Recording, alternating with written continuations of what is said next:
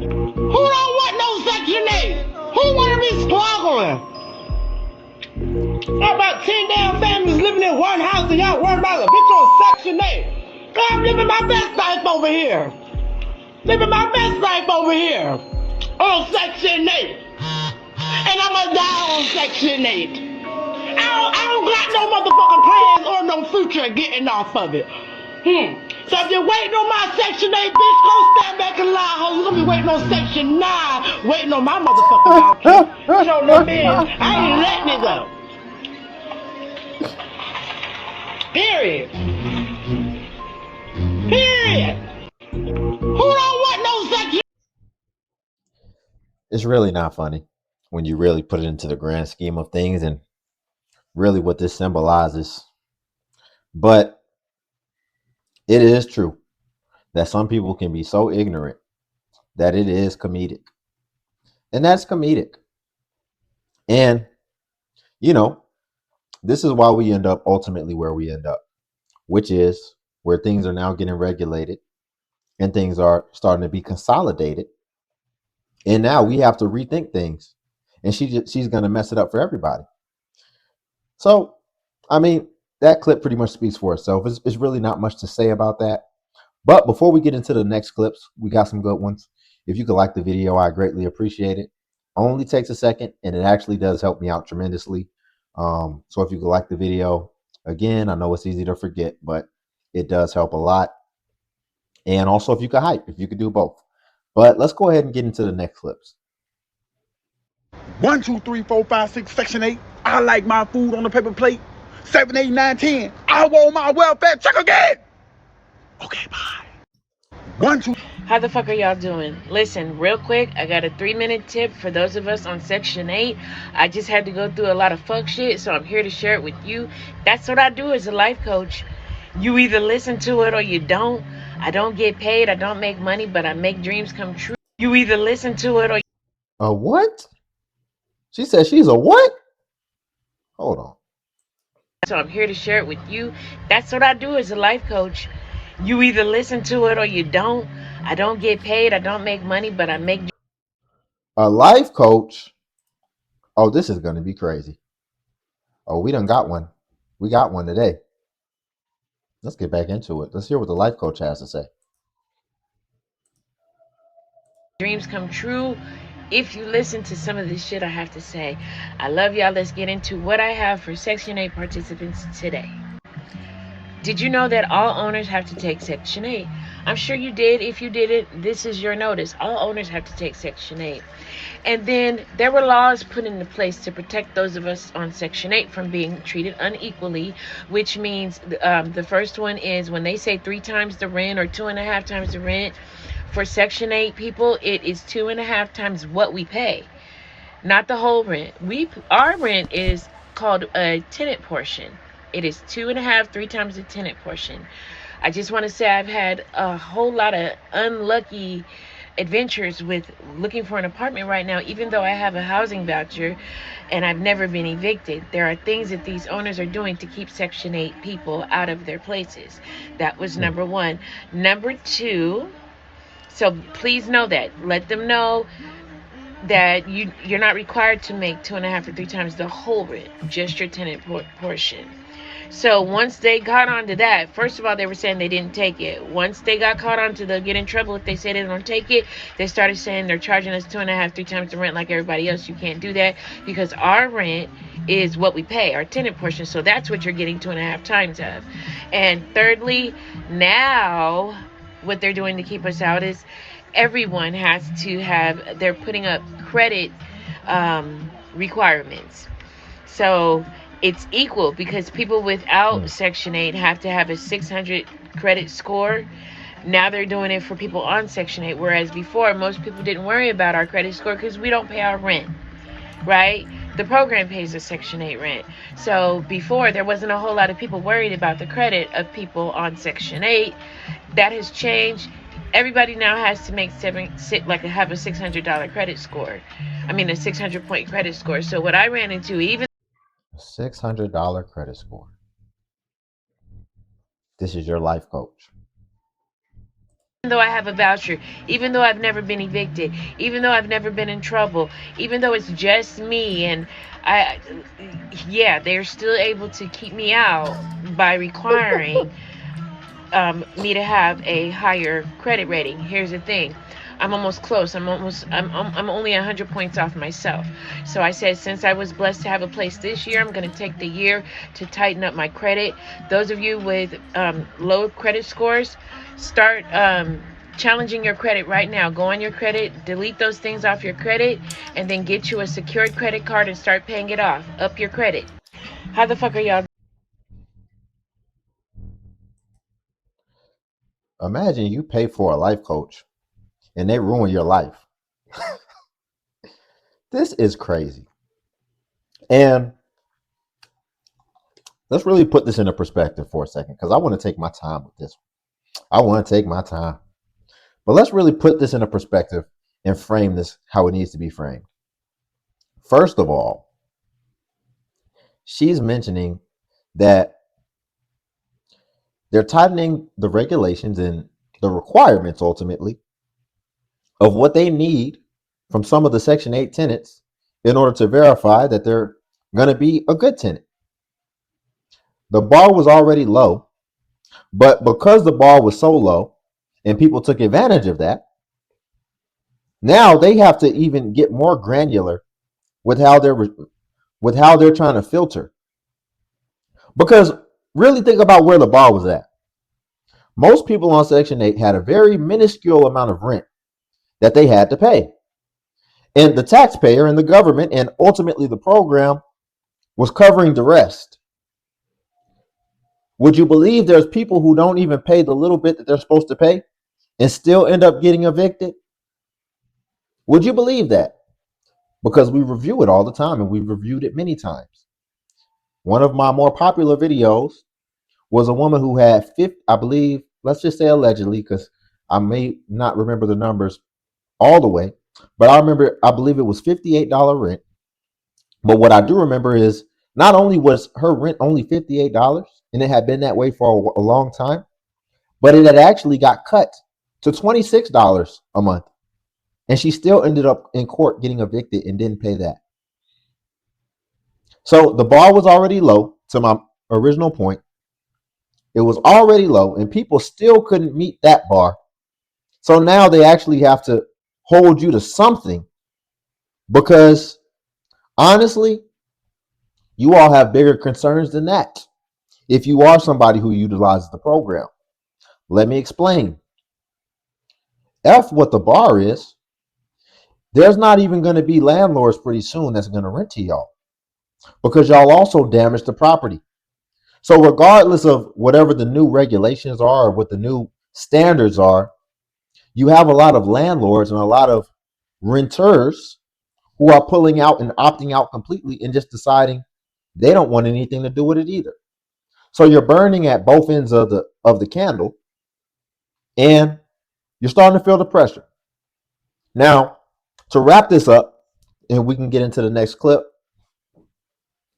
this woman is claiming to be a life coach, and she's basically online giving information, harmful information, in my opinion. And I mean, if just presentation alone didn't tell you enough, look how she came on the video. Imagine you got a show. Let's go back to that. Look at this. Doing. Listen, real quick, I got a 3-minute tip for those of us on Section 8. Hold on. Because look how she greeted Section the 8. people. How the fuck are y'all doing? Listen, real quick.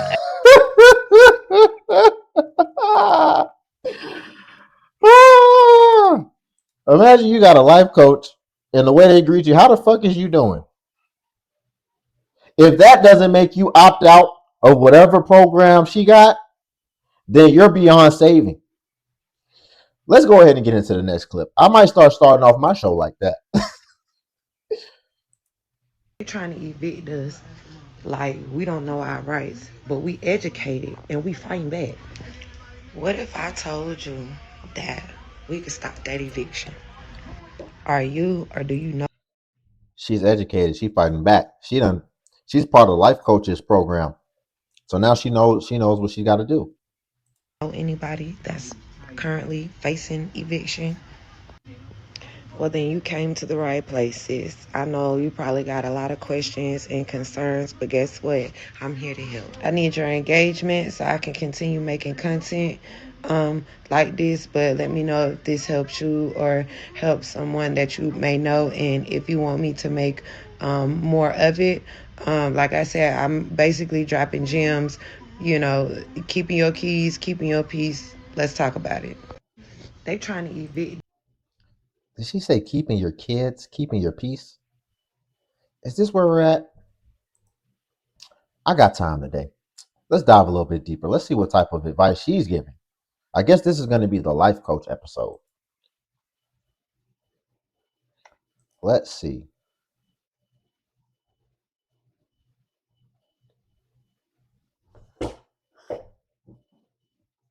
Let's see. So I told Courtney, smack me and see what I do. Did she smack you? Yeah, she smacked me. Did you do something? Yeah, I did something. What'd you do? I cried. I cried for like 15 minutes.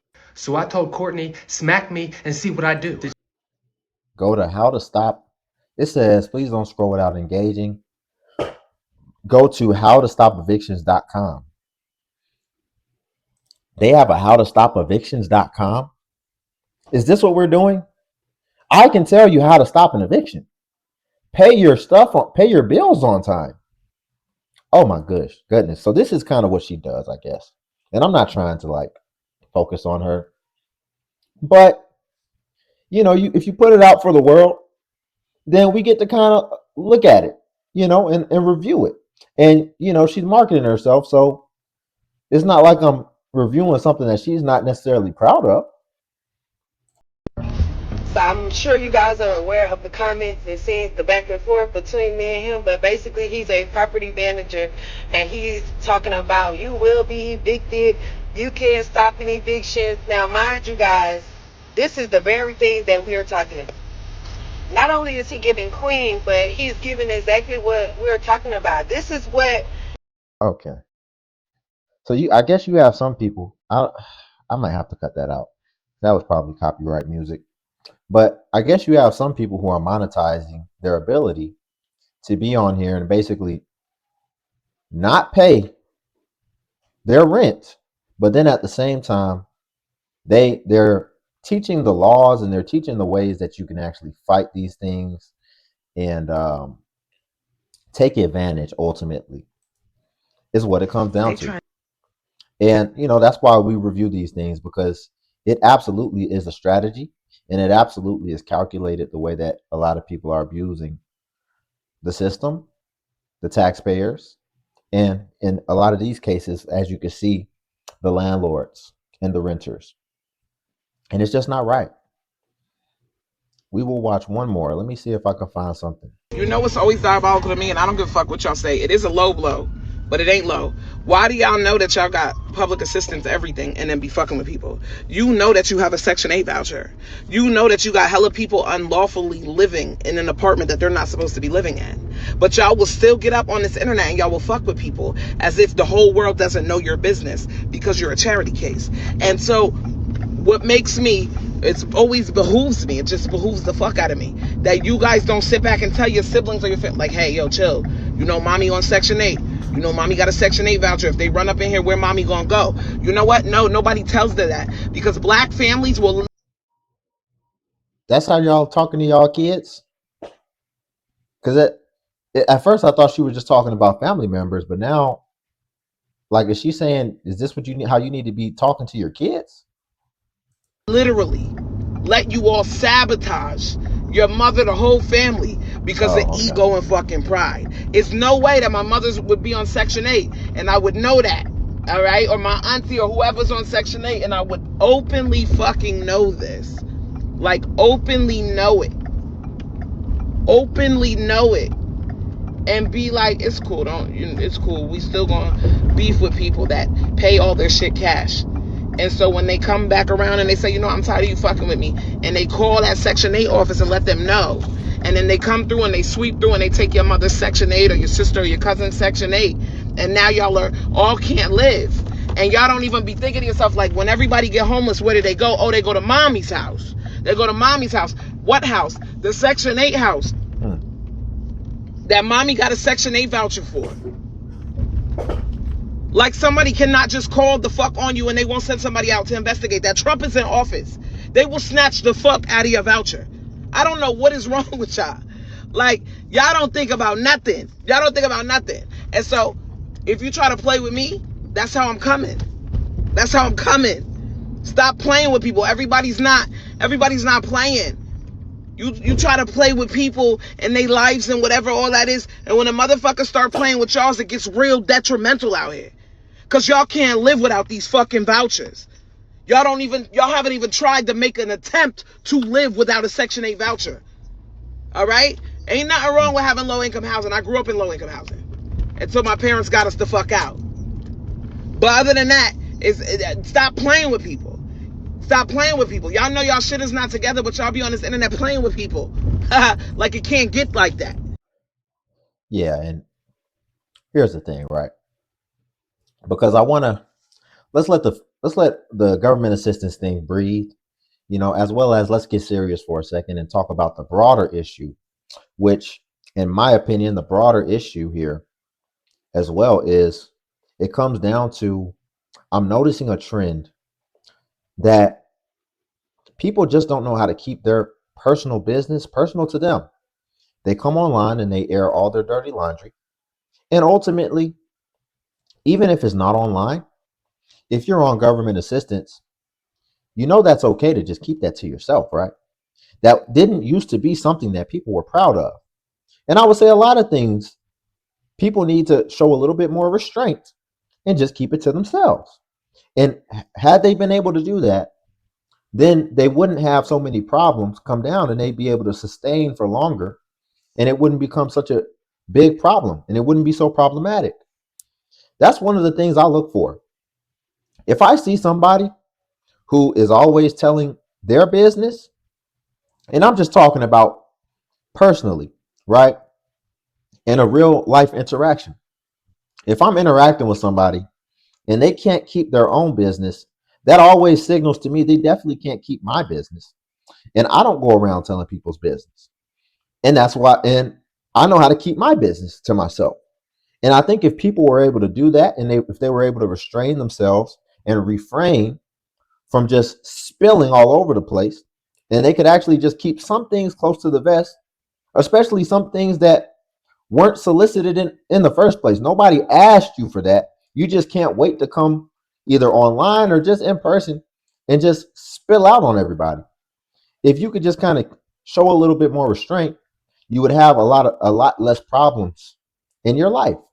So I think that's the bigger message, the broader message that we could really focus on and that we can really take and start utilizing, as well as, start putting that, adopting that, excuse me. If we can start adopting that a little bit more, then, I think people would be able to avoid a lot of the pitfalls that they ultimately step into of their own doing. So we'll leave it there for today. Y'all, if you could like the video, I greatly appreciate it. Again, only takes a second. And also, if you could hype the video. Again, hype is a new feature that YouTube offers. And basically, it's for smaller content creators like myself. And when you press the hype button, it actually pushes the smaller content creators the same way it pushes the larger content creators. And it gives us more visibility. You just press the hype button, just like you press the like button, and then it'll show you the points. Sometimes it's not there. Usually only on mobile, but if you can't find it, you can just leave a like again, or you could do both. That would be greatly appreciated. And then Patreon's linked below as well if you want to see self-improvement content. But until then, I'll catch you all in the next video.